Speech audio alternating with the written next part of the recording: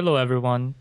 So yesterday I saw a post of someone reacting to LS's and IWD MockDraft, and I personally didn't agree with a lot of the points he made on the video, so here I am. I will go over each point that I didn't agree with and explain the thought process behind it. Let's start with the video. Champion. Hello everyone, Grapefruit here.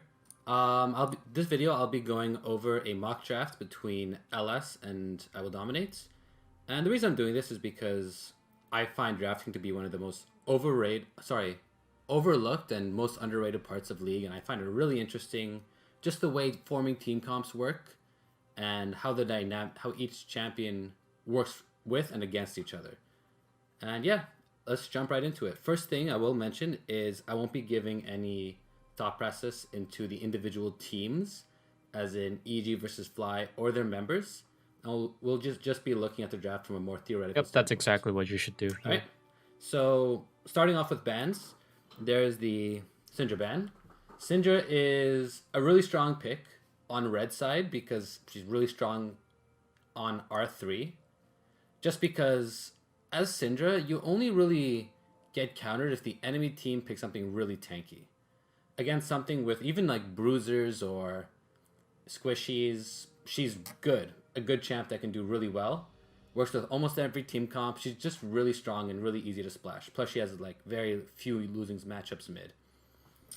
And yeah, so I think it's a good first ban. You can even pick her R2 if you're more comfortable, but I think R3 is better because then you can see their entire first draft and see if there's any and you can see if the enemy team comp is something you don't want to play Syndra into already.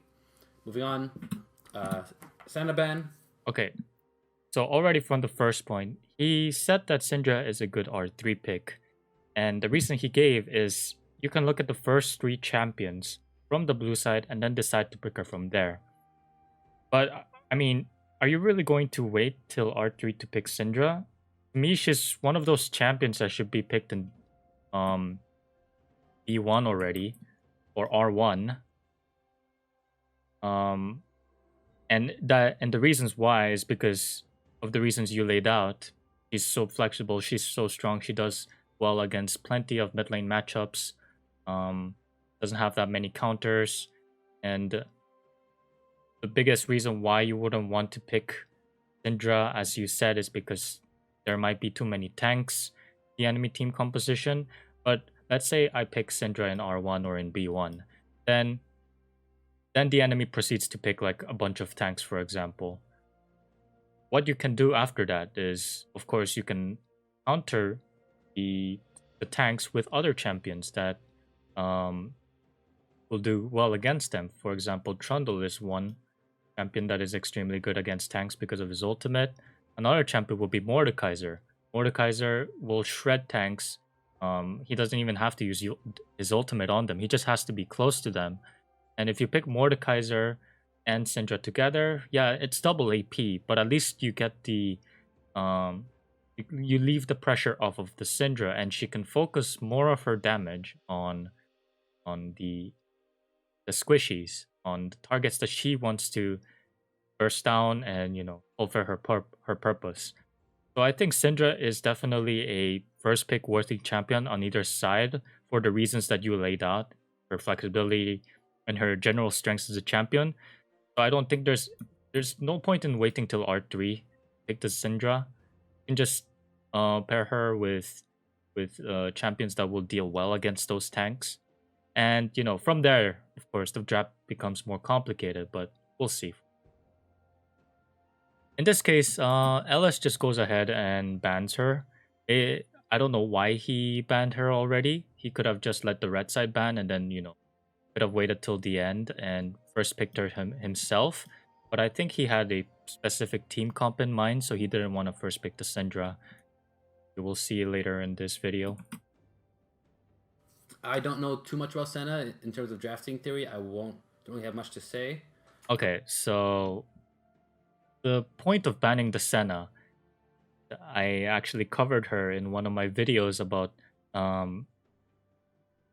champion types in drafting. And Senna is a must ban in every competitive game now. She actually has like a 97% ban rate over 3 different regions. And this is because she is a funnel pick that allows non-flex champions to become flex champions.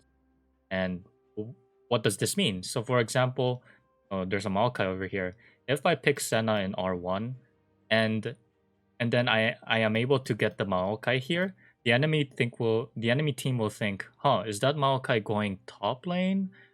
Or actually he might be going support with Senna, because Senna, he doesn't need to farm anymore. He can just go the fasting Senna route where she takes the support item, and then Maokai takes most of the farm. But then, Senna is still very strong in the laning phase, and she'll still fulfill her role as a strong backliner, while Maokai is incredibly fed and is not shackled by the strong bruisers in the top lane. So yeah, so Maokai originally is not a flex pick. Every time you see a Maokai in a draft, you'll think that, okay, he's going top lane for sure. And you play him jungle, maybe most of the time in competitive you don't ever pick him jungle. I've seen it done like a few times in like 5 seasons, but Maokai most of the time just goes top lane.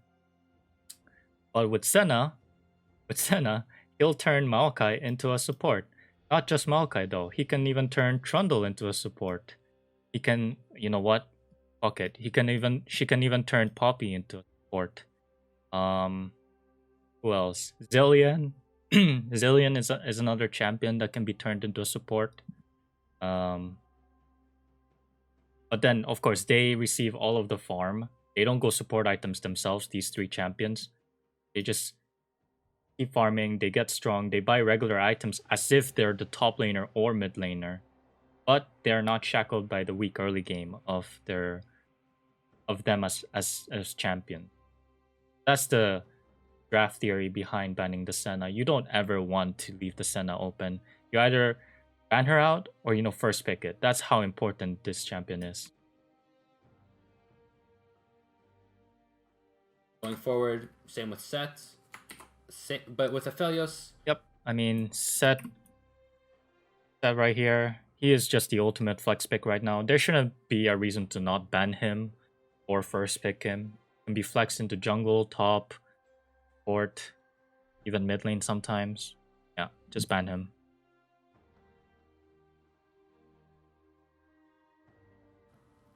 The reason you ban Aphelios here is just because he's such a strong champ. You can splash him with like any team comp. He just scales well.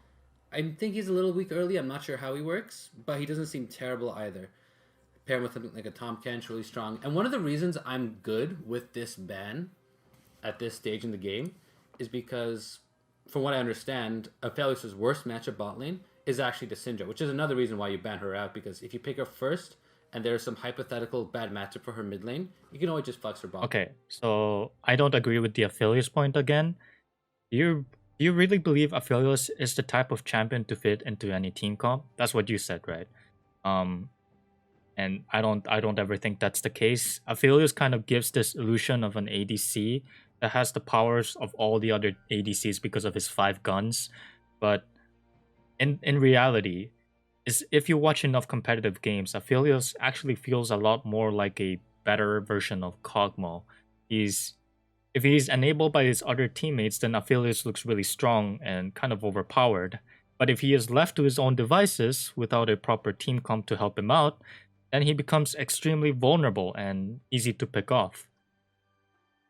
And at the end of the day, he's just another immobile ADC that needs to get to 2 core items to be useful. And usually, even if he gets there, his team should play around him. His team should play around him for him to output the most damage. So I don't really agree with the Aphelios ban priority here. And if you want a specific example of what I'm talking about, of how he is actually much more vulnerable than people believe he is, then just look at the semifinal game between Mad Lions and Fnatic. One Malphite just destroyed the hopes of Aphelios. So I don't agree with this ban priority.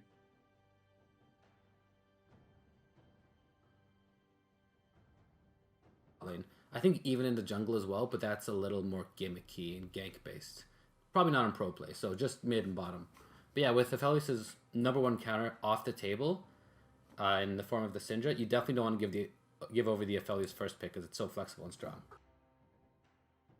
Right, so that is true. Syndra is one of his worst matchups, but Kalista, Senna, and Varus are also up there. I think it would have been okay to give it up, to give the Aphelios ban up, just don't ban him and instead ban the Kalista.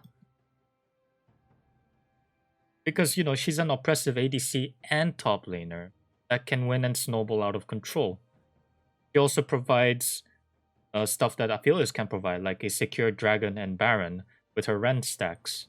I'm really confused why, you know, neither side actually, in the first phase of banning, neither side decided to ban the Kalista, and then neither side decided to pick her on first rotation. It is really weird.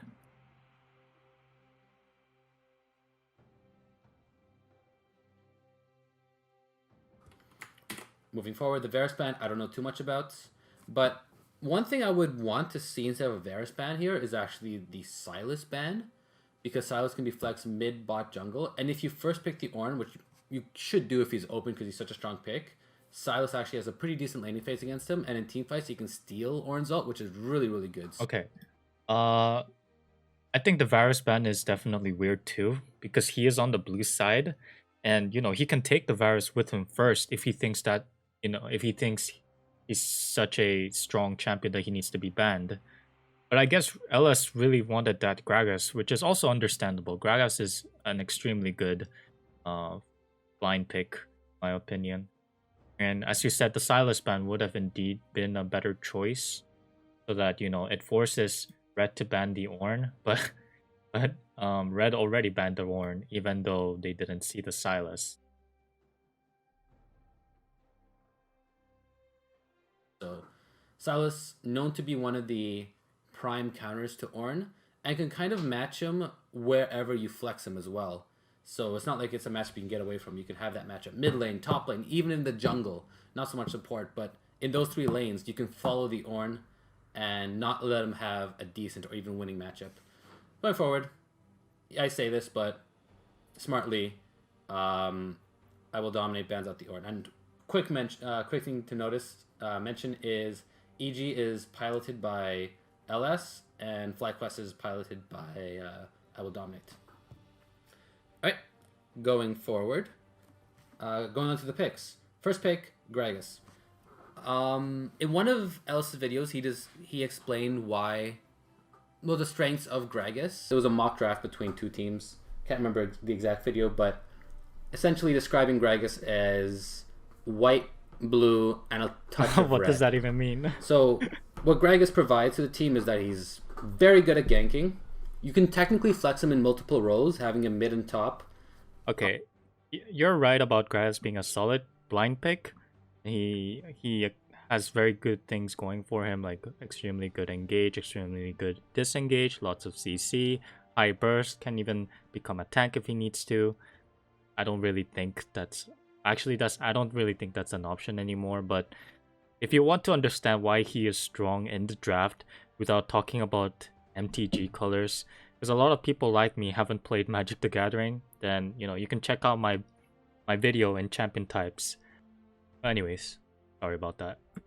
You can also have him build different things. You can have an Iceborne Gauntlets sort of tanky build on Gragas, or the full AP. Okay, I think Iceborne Gragas, in my opinion, is kind of trolling if you're not building him towards full tank. And honestly, who builds him towards full tanks these days? Go see the match history for all the competitive games in the entire world. You'll see like 1 or 2 out of 500 Gragas games that build him full tank.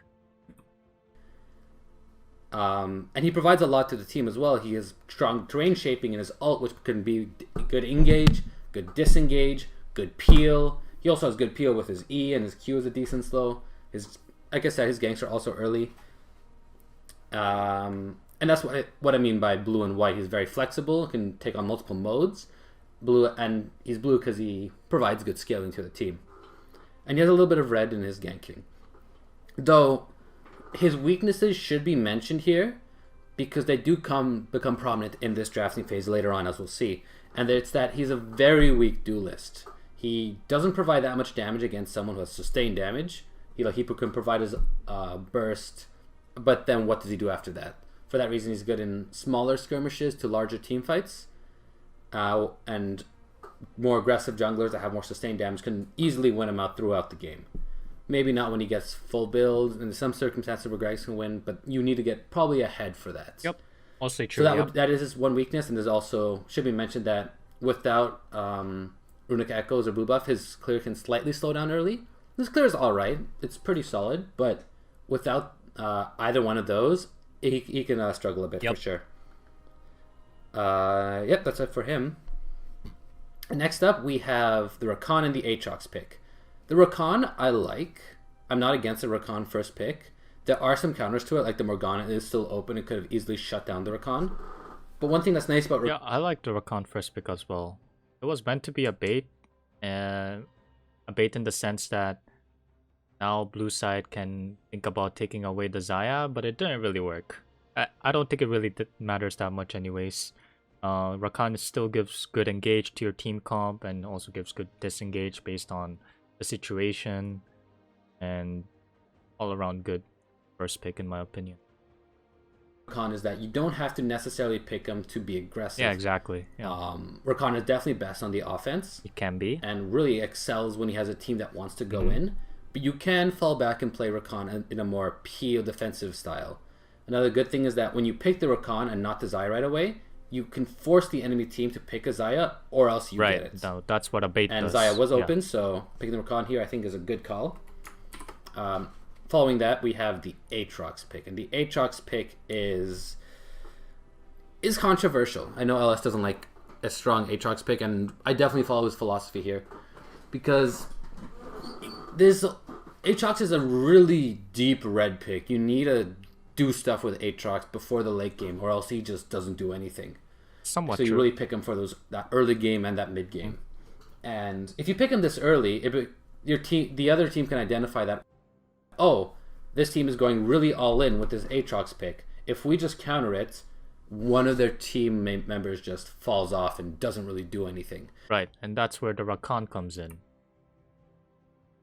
He's right here to enable the Aatrox so that both of them can go together and try to kill these three people. Ideally, most likely will be met with resistance from these two, but that's the logic behind picking the Aatrox next. You know, you keep these not the Xayah. Xayah is meant to be picked afterwards, but you keep these two other picks hidden, and then you wait for the blue team to pick their entire team comp. And I think Aatrox in this case was a good choice rather than picking, for example, LeBlanc in R2 or Trundle in R2. He waited to see the first 4 or first 3 picks and then decided to pick these two, which you will see in the later stages of this draft. Absolutely, kind of, in my opinion, these 2 picks were amazingly done. But I think Aatrox blindly picked here wasn't a bad choice considering what he was going to play towards. And that's kind of what happens here. But as we'll see, the Aatrox picks actually kind of gets redeemed by his team really well. Yep. But yeah, countering the Aatrox is the Poppy. And the Poppy, I know LS is... in a few of his videos, he's talked about it as an underrated pick because it's actually surprisingly good against a lot of mobility-based top laners like Riven. Even Aatrox is pretty good against because get a Bramble Vest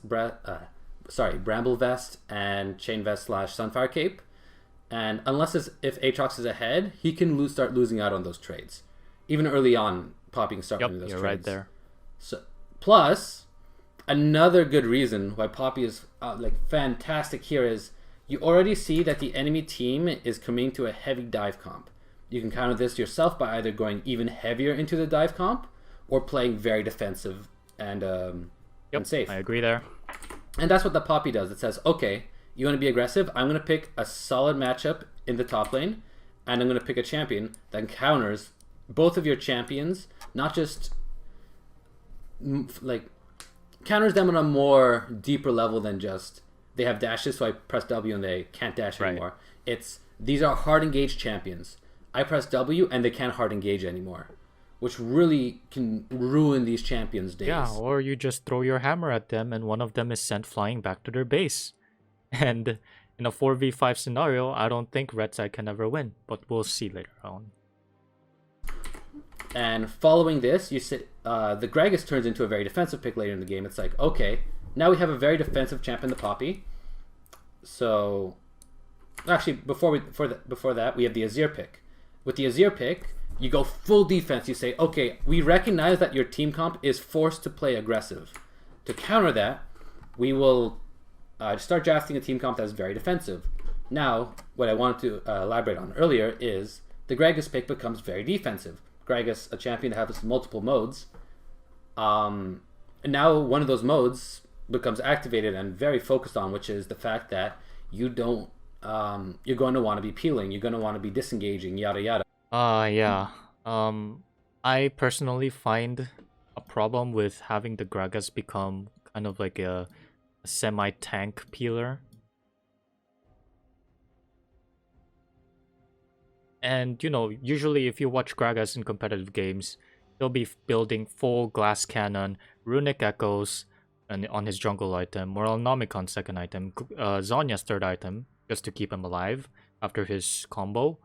And, you know, he just builds full damage on when he goes jungle. And if you have him with these three champions, and, you know, we'll see later that LS picks Ashe and Zyra, but if you have these three champions together, I would assume that, you know, you wouldn't need to have him on tank duty. Because if you wanted him to be on tank duty, you know, there's a bunch of other champions that are better at doing that. You're kind of limiting his potential to be a burst bruiser, you know, who can, you know, if he flash body slams onto LeBlanc, uses his full entire combo, she's practically dead or has to go back. Same for the Xayah. But if you build towards a tank item build with Iceborne Gauntlets, Spirit Visage, Knight's Vow, I mean, who even does that anymore, right? I don't think it's an optimal way to build Gragas in this meta, where, you know, tanks are not really as useful or as optimal. Especially, you know, you'll see the Trundle pick kind of would be against the logic of wanting to build tank, right? Well, maybe you relieve pressure from the Poppy, but I don't agree with the logic that you want to build tank on the Gragas or put him on tank duty. Because this team's aggressive, you want to play defensive, and you have a very strong hyper-scaling mid laner, Azir. Which you can pick at this phase because Azir is fairly safe. He does have his counter matchups, but from what I'm aware, his worst matchups are artillery mages, things like Xerath and Veigar, and you can't really pick those champions with a very hyper engaged comp. Yeah, I'm confused with the ban priority, honestly. Like, Azir should have been over here or over here instead of the Aphelios, and instead of the Varus and the Aphelios, and Kalista should have been in one of these bans as well. So now you have perfect bans basically. You have Syndra, Set, Azir, Senna, Kalista, and Ornn. Those are, you know, those are the 6 OP champions right now that you don't want to ever leave open. So I'm really surprised that it went all the way through. But it honestly isn't really that big of a problem if you see the entirety of that red draft. But yeah, we'll discuss that later. And the reason you can't is because even though this is a very defensive team, all these champions actually have a measure of engage on them. So if you go for a weird poke engage comp, this team can actually kind of counteract both. And very, very efficiently. So Azir's counters are now off the table. And yeah, it just turns this blue team, this B2, this B3 pick, transform this blue team's mode into something that naturally counters red team's mode. But we'll see later on, like, red team's aggressive mode becomes unlocked by another pick later on. And that's it for the Azir pick. Yeah, one of Azir's strengths is also that he can gank pretty well with his Shuriman Shuffle. A lot of range, a lot of utility for setting up that gank, but it really depends on the rest of the draft. Like, Azir has a few modes he can go for early, so pick him, which is why picking him early is good, because you're not really stuck into like one game plan. You have a few options early, but at the end of the day, you do want to scale. And whether that's defensive play or ganking or whatever, works out just fine. Azir has the wave clear to match it and has the safety in lane to actually pull that off. Yeah. And going forward, the Xayah pick I think is a bit of a no-brainer. Xayah is really good when the enemy team has really hard engage, or when your team has really hard engage. Following the theme of the team comp so far, your team is really hard engage, so Xayah works out. Plus, not to mention the Rakan is there. A lot of strong synergy between those champs built into their kits. So it's a pretty strong comp because they didn't pick their AD carry here. And yeah, going forward, we go into the bans. Olaf ban, really smart. Really solid ban here. You have a top laner that really needs to snowball and get ahead. So best way you do that is to get rid of a jungler that can get him ahead, and a jungler that can completely mess up Gragas' day, because Gragas has absolutely no dueling strength in the early to mid game, especially not against an Olaf. Yep, the Olaf ban is excellent. Olaf has faster cleaver than Gragas, and he also negates all of the disengage from the blue team with his ultimate. Poppy Hammer won't do anything. Gragas body slam, Gragas explosive cask. I think only the Shuriman Shuffle. Actually, does he go through it? I'm not too sure now. So, getting that pick off the table, really, really solid, and it helps prevent the red team from hitting their win condition, which is a strong, aggressive early game in the top lane so far. You can also set up ganks in the bot lane with the Rakan and at level 6 the Xayah, but we also don't know what their bot lane is. But chances are you're going to want a strong duelist in the jungle, given the fact that you want to play early with the Aatrox, and Gragas is a weak duelist, so you can really prey on that. Next ban is the Ezreal ban, which isn't something I completely understood. I think when you look at this team, you notice that this team, at least with the Azir, already has a little bit of magic damage. It could deviate away from that, but right now we can see it has a lot of magic damage. Ezreal does a decent amount. And I guess Ezreal can get away from the Rakan engages. And Ezreal is a safe pick, but I think it ultimately goes against the team comp that blue team is trying to strive for, in that it's a very defensive, peel-based team, because you already have a fantastic amount of peel. You can go with a less mobility, an AD carry with less mobility here, so I don't think you generally need the Ezreal. Okay, I disagree with this point. I think Ezreal would be amazing against what I will dominate picks later in the draft, the Trundle and the Blanc. Also, he would be able to survive the dive potential from Rakan and Aatrox, and freely poke the enemy with his abilities. It's not like you're overcapping on disengage. There's no such thing as that. If the enemy team wants to get in your face and you have more ways to safely survive those engages, why not just get it? Just have more of it. And you might be thinking, okay, maybe there's too much magic damage now. But Ezreal, yes, he does quite a bit of magic damage, but I think if you build him properly, most of his damage will come as AD. He's not like Corki. And also if you pick Ezreal, it would relieve pressure from Poppy, from Azir, from Gragas to peel for you, because essentially you have another flash with your E. And the more you land your skill shots, the cooldown on your E goes down, which means these three champions now don't have to babysit you who obviously needs to be babysitted.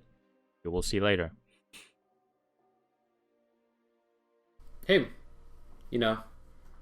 I will dominate probably know something that I don't. Yeah, and I as think a it's a strong very good two-item ban from Red. power spike, but again, you kind of wanting to scale. I think it goes against what this team comp can accomplish. Next up, Kassadin ban. Very crucial that this is banned out. If this wasn't banned out, it would have just been picked. Probably R5, just so another pick gets picked up, but honestly, it could be either. The reason is, like, Kassadin does really well against Azir. Azir can't really shut down the Kassadin in lane, because Kassadin can actually kind of keep up in the poke. Azir doesn't do that much damage early, and the magic damage shield from Kassadin helps him stay alive in those poke wars early on, especially when with a corrupting potion. And Kassadin is really strong, can be splash, but also goes really well with a very dive-heavy team. What do we have on red side? A very dive-heavy team. What do you have on blue side? A matchup that's good for Kassadin. Would be a fantastic pick. Plus, even though this is a peel-based team comp, there isn't that much CC to effectively lock down Kassadin long enough.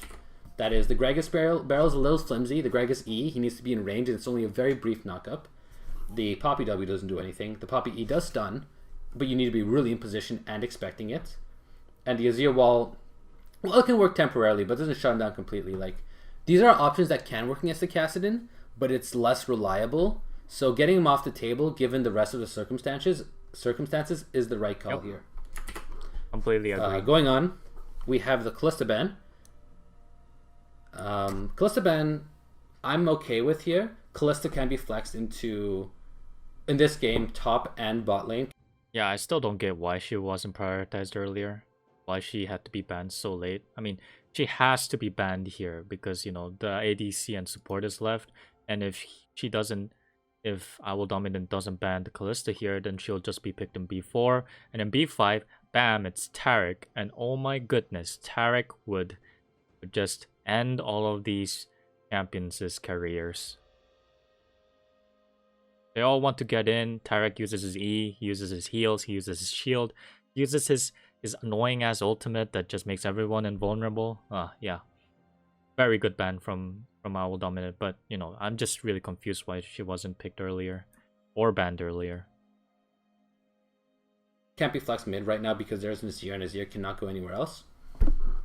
And the thing with the Kalista is that it can either be used top lane as a solo laner to shut down the Aatrox, or it can be used bot lane as a more utility engage based comp. So if a Kalista was picked here, B4, B5, it would provide blue team with not just disengage, not just peel, but a lot of engage with her ult, which I actually don't know the name of.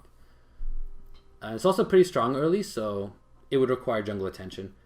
And one thing we'll see later on is because the Gragas can't match the Trundle, if you have a team... sorry, I spoiled it. But I'll get to that in just a second.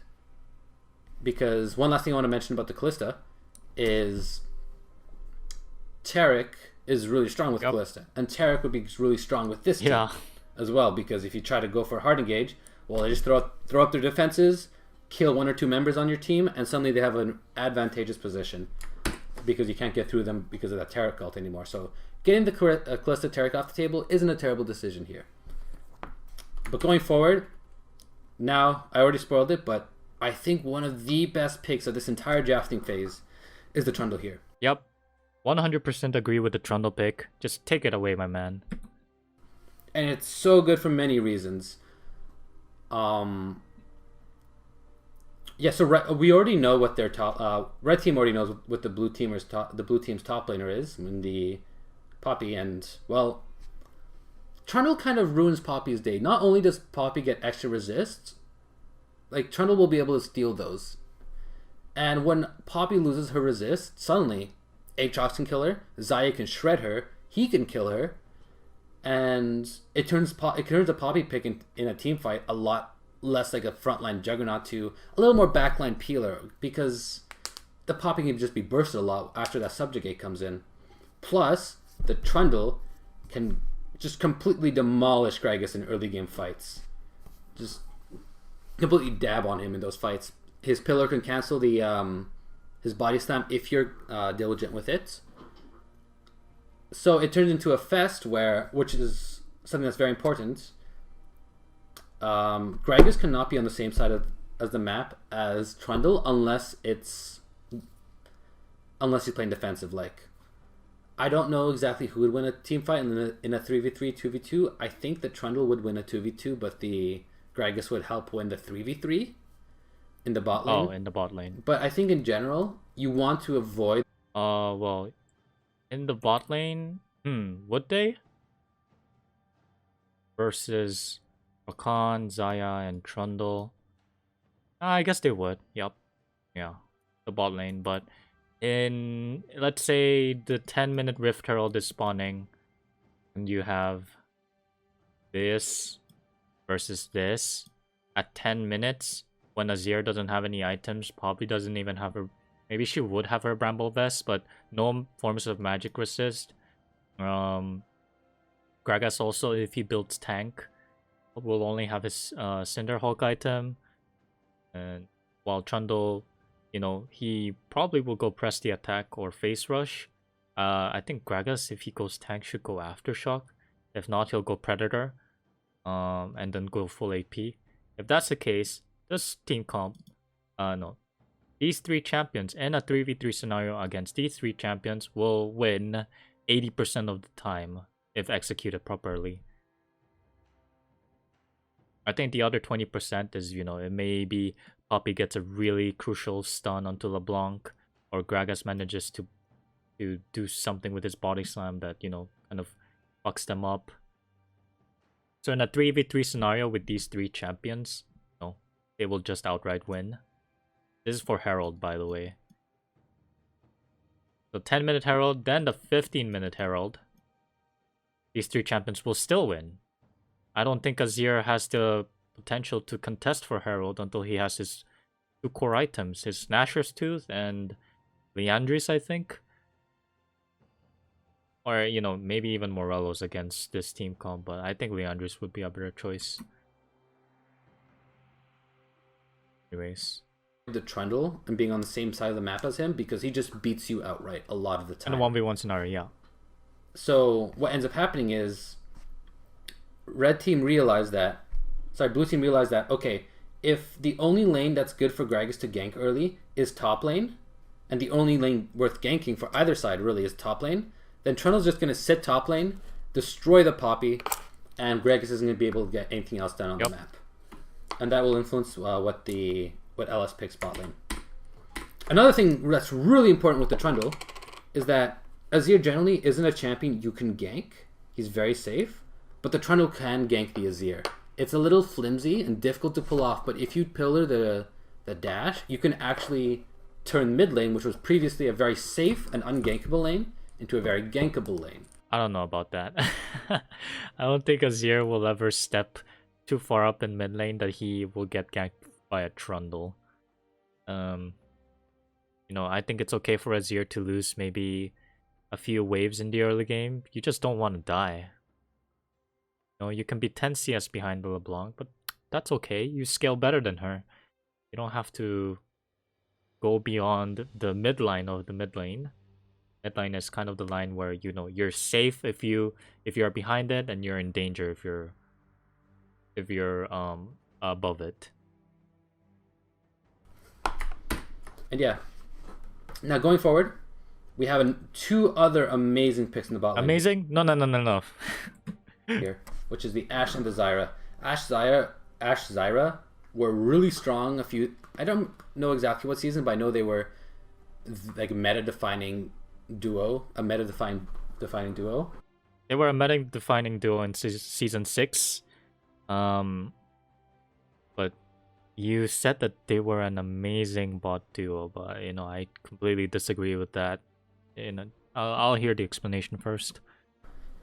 And for good reason. They provide pretty good damage early, provide a lot of utility to their team, and they're strong early and they scale pretty well, yada yada. I like the Ashe, but let's talk about these champions alone. So the Ashe, we already talked about how the Gragas wants to know where the Trundle is so he can play on the other side of the map. Well, what champion can help with that? Ashe. With the hawk shots, she can reveal the Trundle and help blue team shut down red team's win condition of getting Gragas and Trundle on the same side of the map.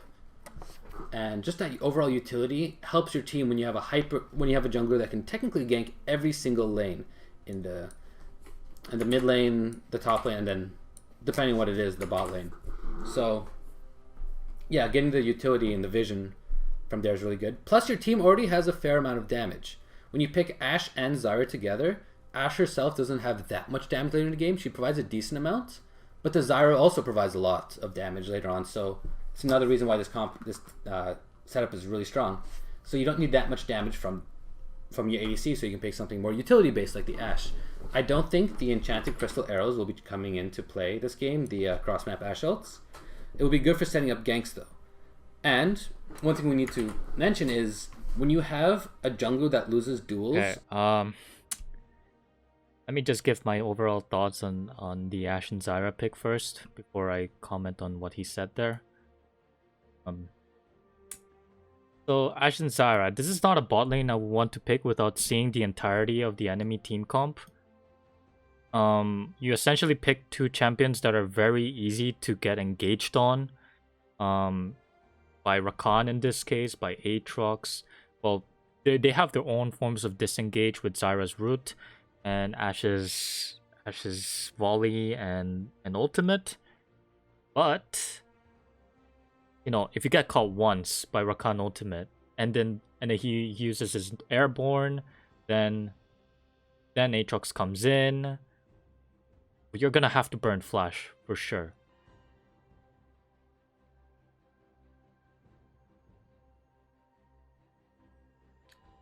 And if you burn flash and then they come in and do it again, then you're pretty much dead. That is assuming, of course, if the red team is, you know, even with you, then you're gonna have to burn flash somewhere or another.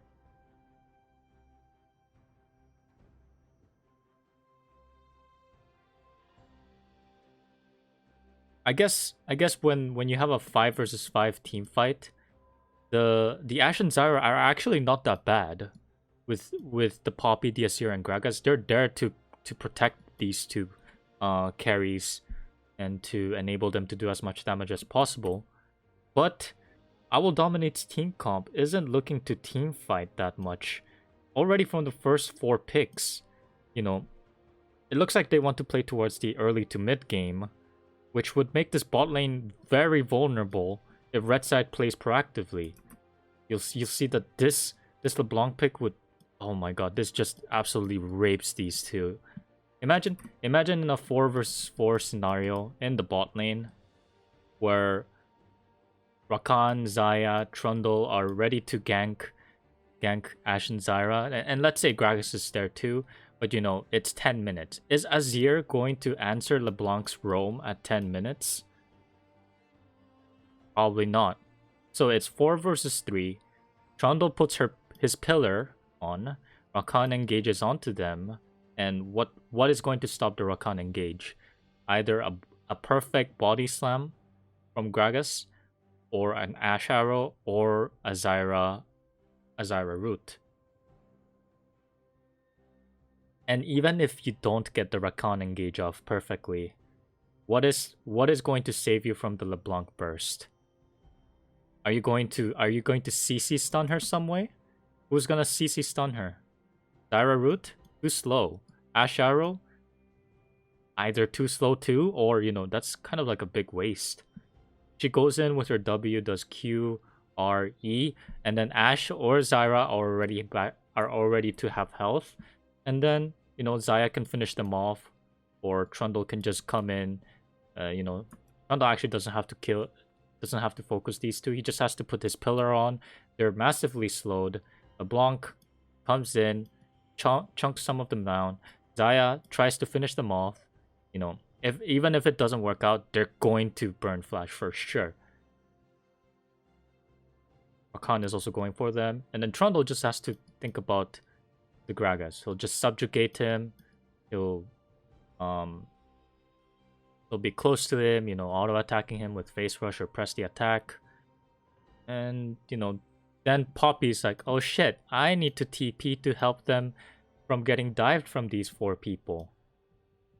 And then Aatrox is like, you're TPing there? Okay, I'm gonna TP too. And then Azir's like, wait guys, I'm coming. Oh, it's too late. These two people already burned Flash, or they're dead. So that's why I think, the LeBlanc pick here just... I don't think it was safe to pick these two champions without seeing the last pick from red side, especially considering how early game they wanted to play. But yeah, we'll discuss that a bit later. Or like skirmishes, like 2v2s, 3v3s. I think he actually wins 3v3s, but aside from that, if you have a jungler that loses head on head, you kind of want to give him more options, more ganking options early game if there's only one ganking option, if that makes sense. Like, if it was just top lane that was gankable here, Trundle would just sit top lane, split the map, and Gragas would be bot lane realizing, oh my god, what can I do? Like, my top lane is getting ganked, but there's nothing I can do because I can't gank bot lane because it's such an ungankable lane. So you want another volatile side lane because your mid lane is already very stagnant and non-volatile. So picking a volatile bot lane makes it so that if Trundle sits his ass top lane, just go bot lane. You have solid ganks there and very rewarding ganks as well.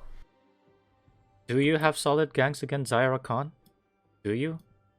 Let's say Ashe throws her arrow at level 6. Xayah is level 6 as well. She uses her feathers, and then the Ashe arrow is wasted.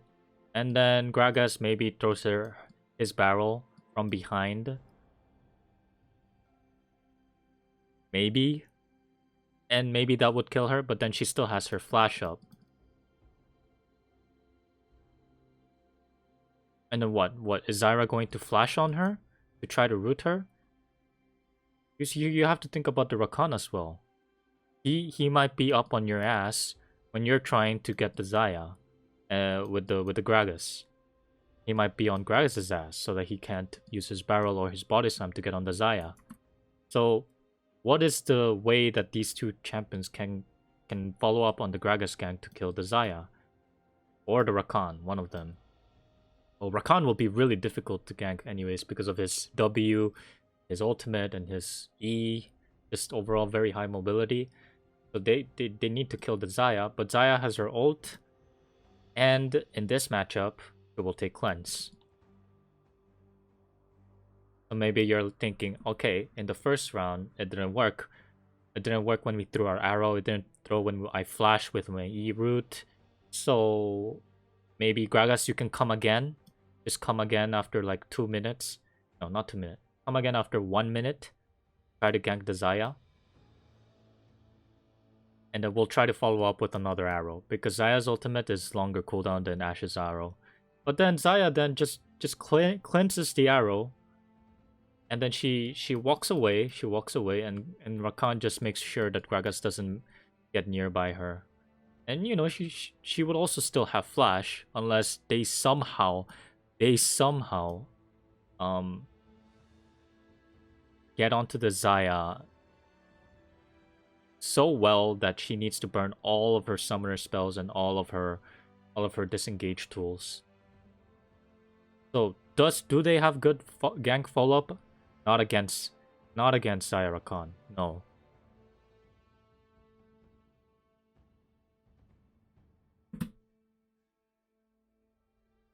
On the flip side, if he camps bot lane, just camp top lane. One thing that's important to note about this matchup is I believe it's Poppy favored. I might totally be wrong on that. We're talking about Even Poppy. if it isn't, let's give it the benefit of the doubt and say it's 50-50. Which I think it probably is when Poppy starts picking up her armor items, even with a Black Cleaver on the side of Aatrox. If Poppy gets ahead, for sure, Poppy just wins out in trades. For sure that happens. On the flip side, if Aatrox gets ahead, Poppy has no chance of standing up to him. So this matchup is actually volatile.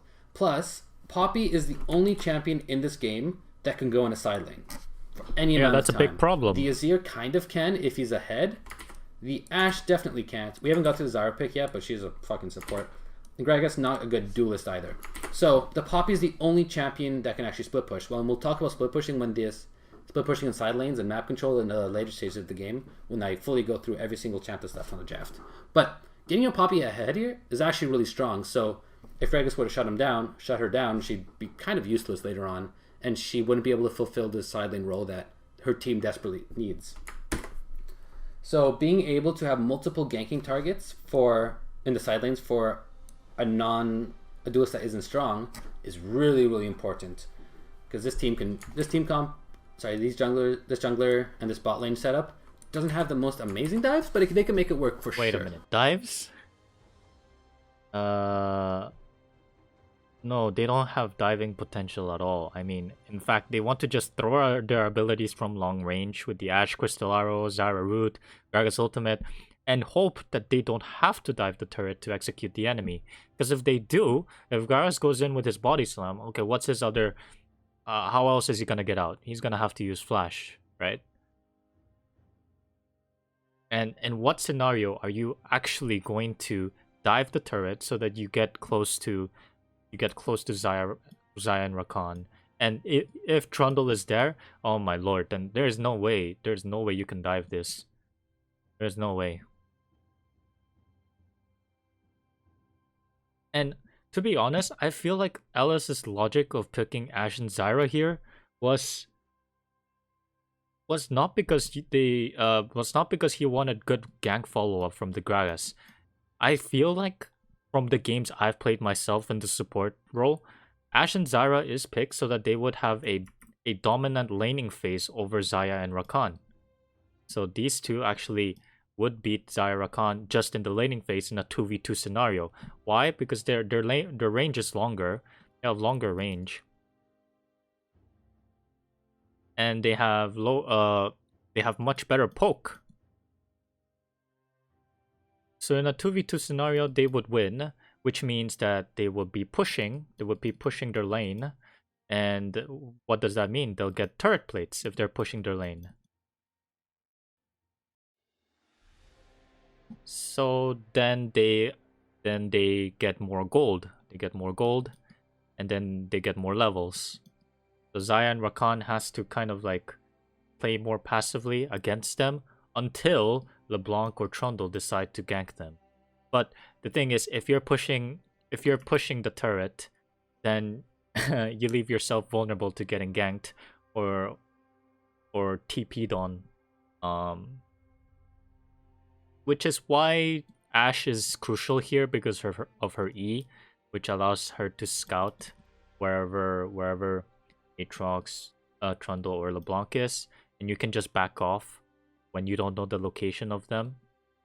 So I think that was the logic behind picking Ashe and Zyra, to actually have a better laning phase than Xayah Rakan, but also provide decent damage and good CC. Good CC against this team.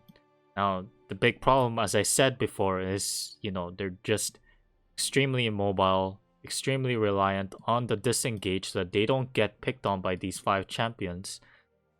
And if that's the case, in the early game, this Ashe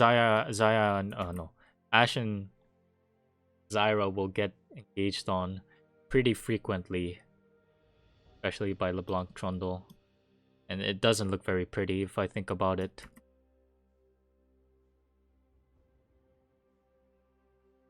It's not gonna lease or anything. But yeah, going on with this, the Ashe doesn't provide much damage, but she provides amazing utility and CC, which is really strong and plays into blue team's team comp really well. Last pick, Zyra. I already mentioned that it's pretty strong early. Has really strong synergy with the Ashe and gank setup, like Crystal Arrow into Root, into Knockup, and that's a kill. And then plus any CC, Gragas can toss in a little bit of CC to help with those ganks. Plus, like Zyra is strong early, so against a really early game team, you give yourself a lot of leeway to hitting that late game by picking early game champs yourself.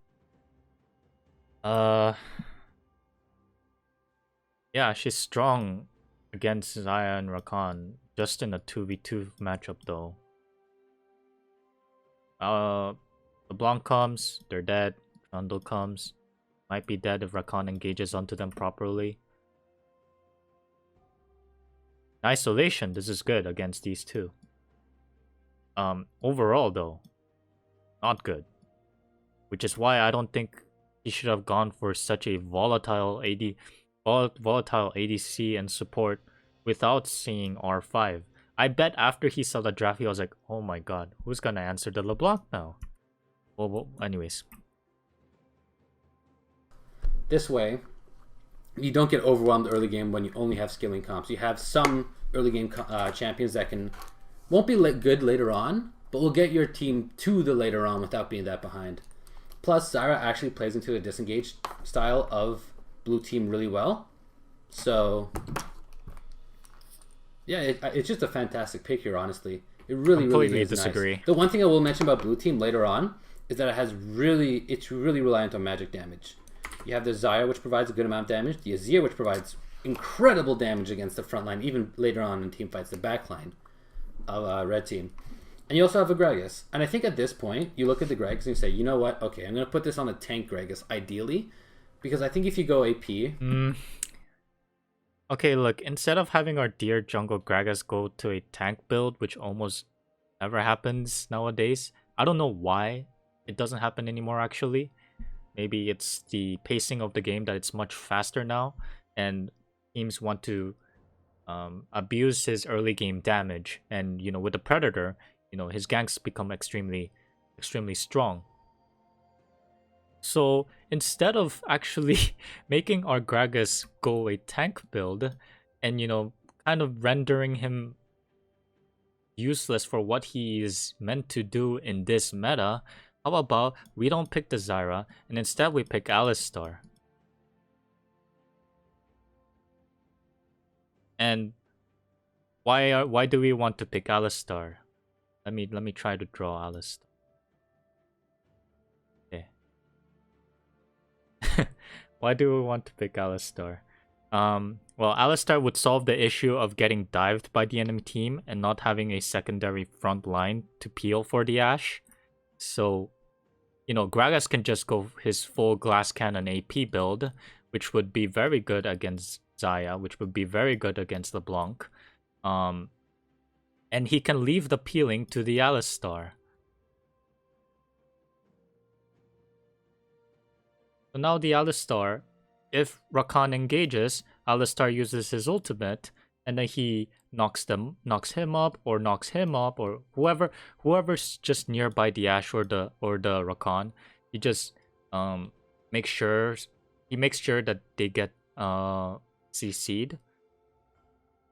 And you might be thinking, oh, but that's another tank, and if there's another tank in the team, can't Trundle kind of like subjugate him and reduce all of his magic resist and armor? Well, that's not how Alistar works, because Alistar, his ultimate reduces all incoming damage by 50%, regardless of his base armor or base magic resist. So that doesn't really matter in this case.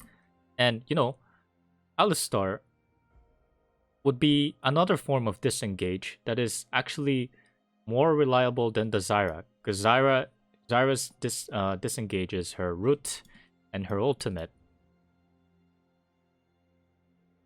But you're mainly picking Zyra because these two forms of abilities do a lot of damage. Now the thing is, the enemy team picks LeBlanc. And if LeBlanc gets nearby Ashe or Azir and then uses her RQ, Q, R, E, and then they're chunked to 40% health, then they either have to go back or whatever, Zyra can't stop the LeBlanc from doing that. In fact, I think LeBlanc will target the Zyra herself, and Zyra will be much squishier than these two, considering what she builds, and considering that she doesn't have sustain like Ashe or Azir do, then, it becomes a really big problem. So instead, if you have Alistar, the big cow, LeBlanc comes in, and then you WQ combo her. And then she CC'd. Well, that is, of course, if she is in range of your WQ. But that is a much faster form of CC than Zyra Root or Zyra Ultimate. And I think Zyra's root is quite difficult to land. Of course, if you land it properly, it is good. But I think, for example, if Aatrox comes in and tries to rape the carries, then the cow can just headbutt him away. He loses a lot of time on his ultimate. The airborne is just overall useful against all of these champions. And the most important thing, you don't put your fucking Gragas on tank items. You don't want to do that. Not in this meta. Not when the early game, when you have 2 Rift Heralds spawning at 10 minutes if you take it quickly, and then 15 minutes when you go again. You don't want to have a Gragas that is so reliant on his teammates to be useful in the early game.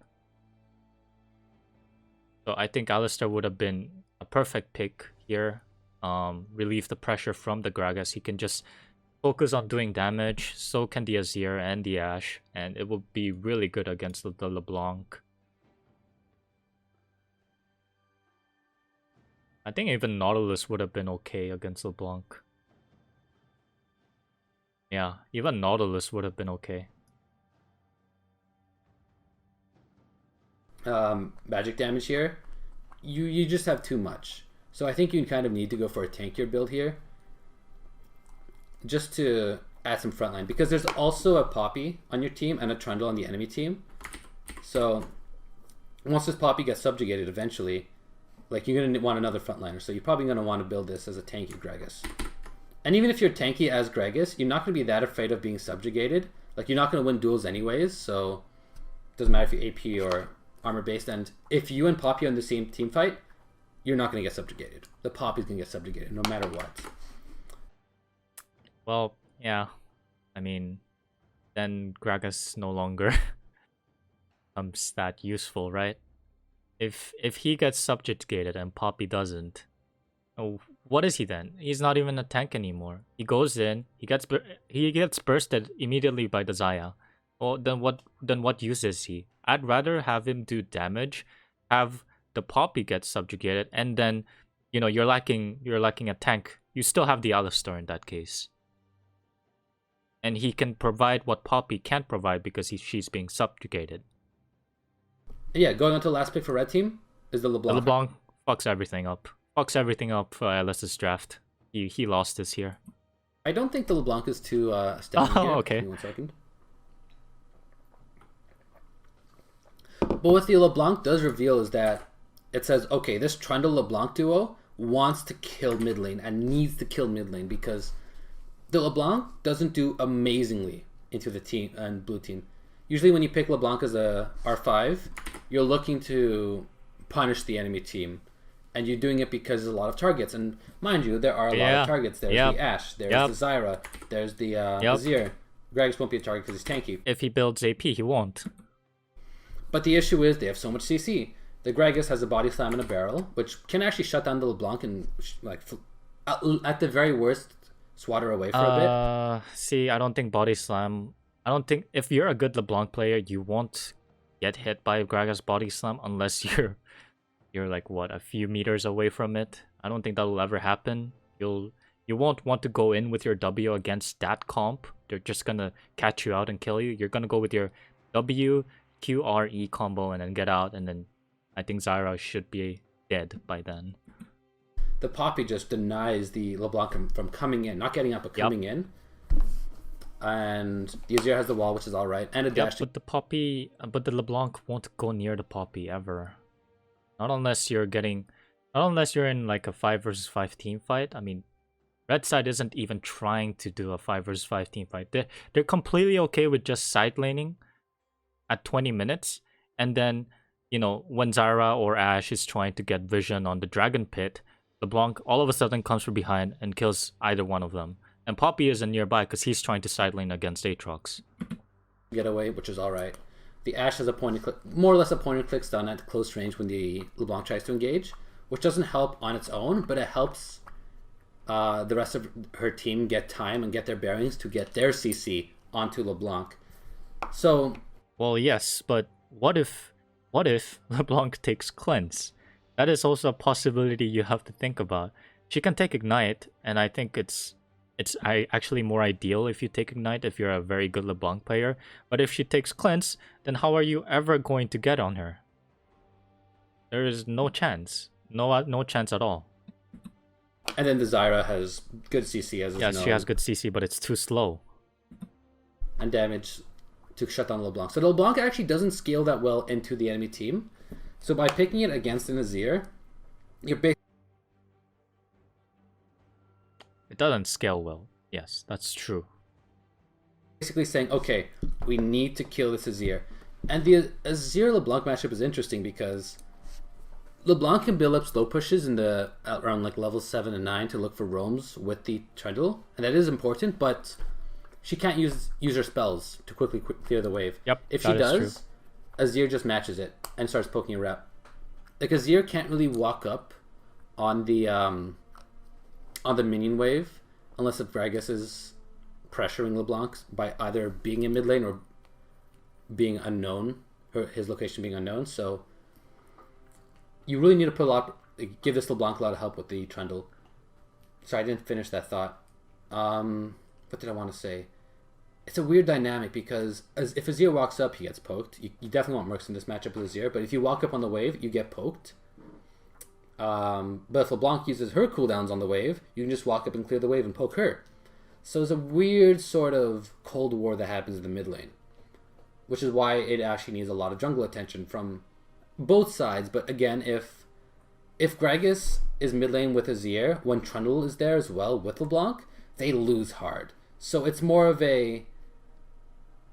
This Azir can't really do anything in this lane unless if he knows where Trundle is and he knows that the threat of Gragas is pressuring the LeBlanc. It's a very strange matchup in the way it operates. Early on, like in the very early levels, like Azir gets hard out traded, as is expected. I think in this matchup you can definitely take Electrocute can be pretty good on Azir to land your because the trades in the trades you're going to be able to get a W auto, Q, W auto, and get your Electrocute off from that. And the Electrocute, kind of like picking a Zyra, it doesn't scale well, but it helps you get through the early game. Yeah, but I don't know.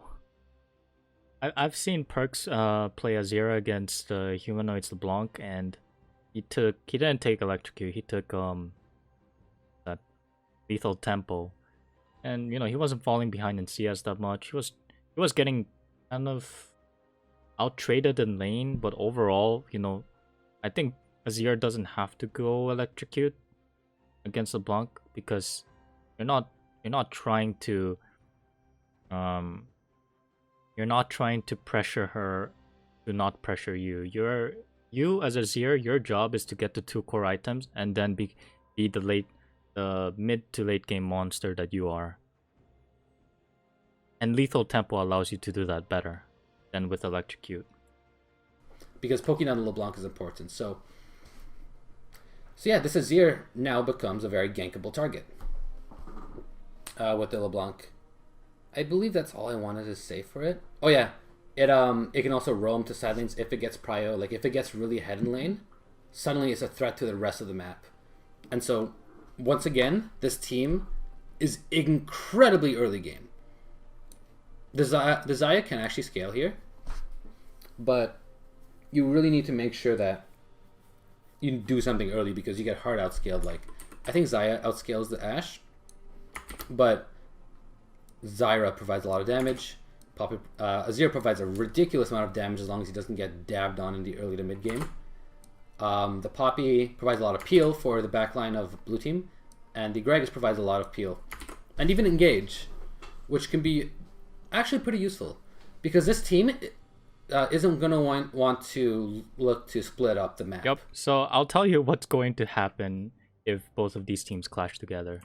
So what's going to happen is Trundle, Aatrox. Trundle is gonna want to gank the Poppy. He's gonna stay in the top side of the map most of the time. And then when 10-minute Rift Herald comes in, LeBlanc, Aatrox, Trundle. I don't ever think Azir, Gragas, and Poppy will want to contest for the 10-minute Rift Herald. And so Red Team gets the 10-minute Rift Herald. Then they use it onto top lane, and then Aatrox gets like 500 extra gold And then Trundle just keeps pressuring the Poppy more and more. She can buy all of the items she wants, but Subjugate will keep on making her useless. And Aatrox will just keep on pressuring the lead. Poppy will die once or twice, I think, if she gets dived.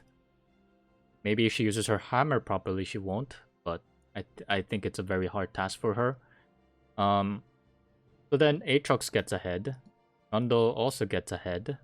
And Gragas, now knowing that, you yourself said Poppy and Gragas won't really do very well against Aatrox Trundle, so he goes bot lane to help Ashe and Zyra. And Ashe and Zyra, they're pushing up on the turret, and they want to kill Xayah and Rakan. So they try their best to kill Xayah and Rakan, but then Xayah has flash, she has cleanse, she has her ultimate, and the most they get out of is, they force her to back. So they get like what, 20 CS, maybe a few turret plates. And then they try to repeat this again. But then by the time they repeat this again, already the top side is in shambles. And LeBlanc is now with her first core item ready to start roaming around the map. And what happens when she starts roaming around the map? You guys have to play safe under the turret. And even if you do play safe under the turret, if Trundle and LeBlanc come with Xayah Rakan engages onto you, LeBlanc follows up on that engage. Xayah is just there waiting to, finish off the last bits. Trundle puts his pillar. I just can't imagine a way where they can survive these 4 people. And Azir, is he going to contest the LeBlanc roam at this point in the game? Maybe, but he won't be there when they need them to, unless he takes TP, of course. Yeah, if he takes TP, then it changes a lot of things. But what if LeBlanc takes TP too? And she doesn't need to roam with the TP. She can actually force the TP in the first gank, and then go again with her own TP. Oh damn. This bot lane is very vulnerable now. And Aatrox, because he has the lead and Poppy doesn't, he also would have teleport up, and then, just completely destroy this bot lane. And then what happens then? Then they're all ahead, and their game plan has succeeded. Their early game is set to, because they had such a good early game. Now they can, snowball their leads. But let's say none of that happened. Let's say it just goes even. Even if it goes even, I mean, who will realistically side lane against these two with Trundle pressuring them? Is Poppy going to be able to side lane against Aatrox with Trundle pressuring it? Probably not. Can Azir side lane against LeBlanc? No. Or at least I haven't seen him being able to do that. So then, this team gets objective control because they're able to side lane better. Because they're constantly pushing. And the only way to catch them off is if someone engages on them. But what kind of engage do you have? It's quite kind of unreliable from the Gragas body slam and then the Ashe arrow, and the Zyra root. And also because you are able to side lane better, you also have more map control. Which means that if Zyra goes in to try to ward the dragon, let's say this is the dragon pick, and she's just trying to ward around here, and LeBlanc's just waiting around here, and boom, Zyra's dead. Boom, dragon is ours now. If this team plays the early game properly, they will snowball. Even if they don't, they will side lane. How can this team answer this team? I don't get it. It seems to me that the win condition for this team is reliant on them being able to force fights. 5 versus 5 fights around objectives. Which this team doesn't want to do anyways. Which this team will not allow them to do anyways. I mean, even if they do, let's say they go for Baron. Okay, LeBlanc and Aatrox get 2 turrets. Maybe even inhibitor out of it. And then they just focus their attention on the next dragon. But anyways.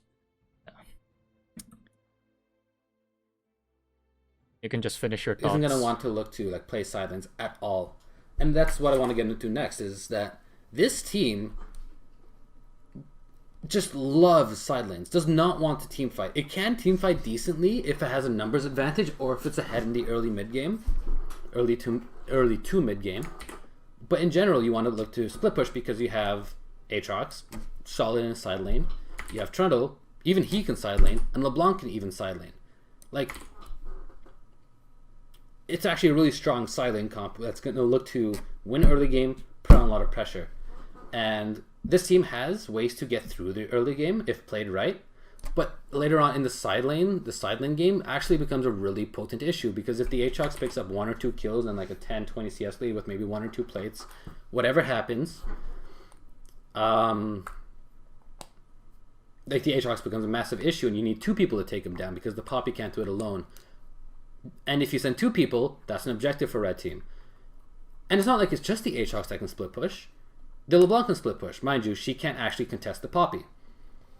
And the Trundle can split push, who can absolutely demolish the Poppy, I think, even if Poppy gets ahead, I think. So, this Poppy pick is the only saving grace that blue team has in terms of side lanes. Azir can collect, Ashe can collect, but only Poppy can actually push them out and be relatively safe because she's tanky. So you really need to give this Poppy something or get your other lanes ahead and somehow find a way to play around the side lane threat that red team poses.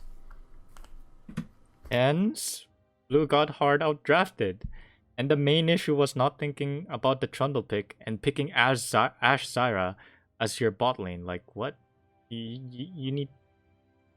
Even if it wasn't LeBlanc, let's say it was Zed. Oh, wait, actually, no. You need some form of AP damage. But, yeah, I think I will dominate. Won this draft very convincingly. Let's see. Is there anything else I wanted to talk about? LeBlanc, yada yada. Magic damage is high on this team. I believe I already mentioned that. So Merc Treads really does wonders for red team. I think red team does... I think everyone here wants to... Literally everyone on this team wants to build a Merc Tread except for maybe him, her, and her. Just because Sork boots are really good, Moby boots are really good, and Greaves are really good. But other than that, like getting magic resist, super crucial for red team.